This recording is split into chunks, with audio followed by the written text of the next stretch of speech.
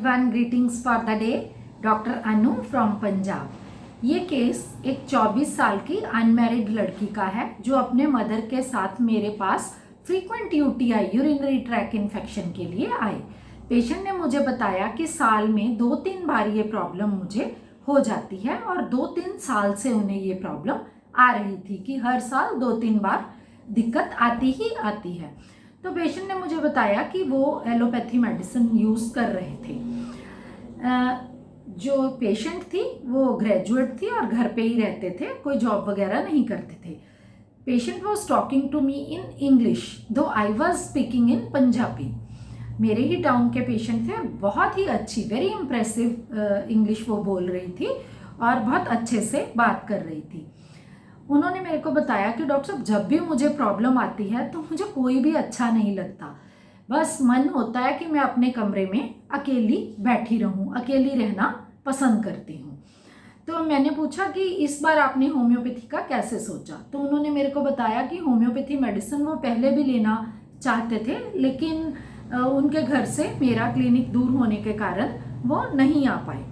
तो मैंने उनसे पूछा कि आप मुझे बताइए कि आपका नेचर कैसे है।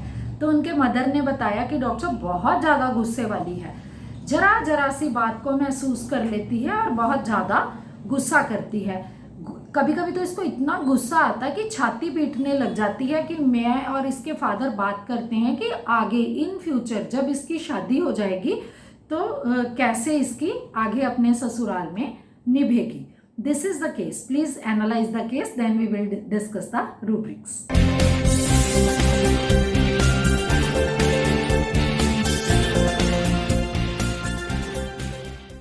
सबसे पहले जो मुझे अजीब बात लगी वो थी कि पेशेंट सिंपल ग्रेजुएट है, लेकिन वो मेरे साथ इंग्लिश में बात कर रही थी।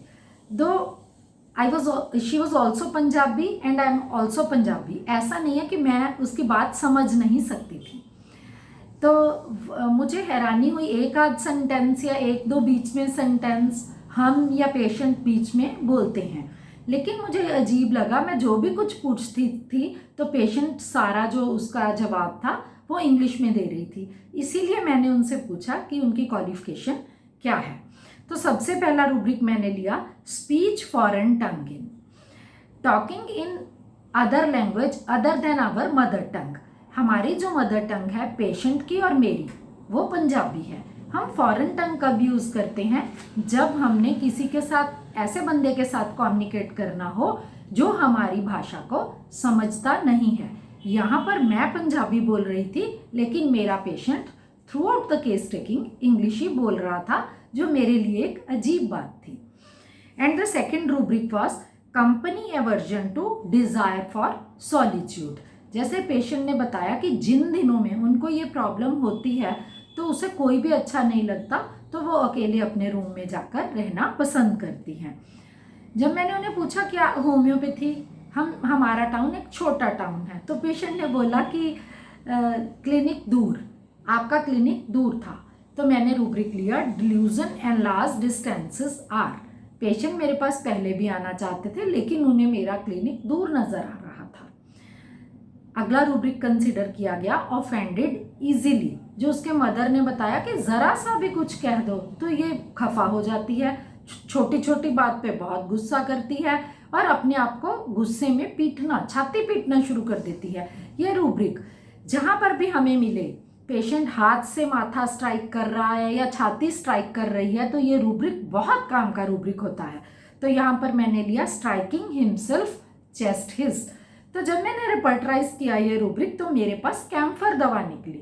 तो मैंने उन्हें यूटीआई के लिए कैम्फर 200 की 3 डोजेस दी और 3 महीने के अंदर पेशेंट को कोई भी प्रॉब्लम नहीं आई। और जो वो मेरे पास 40 to 60 पस सेल की रिपोर्ट लेकर आए थे वो भी 5 दिन में क्लियर हो गई।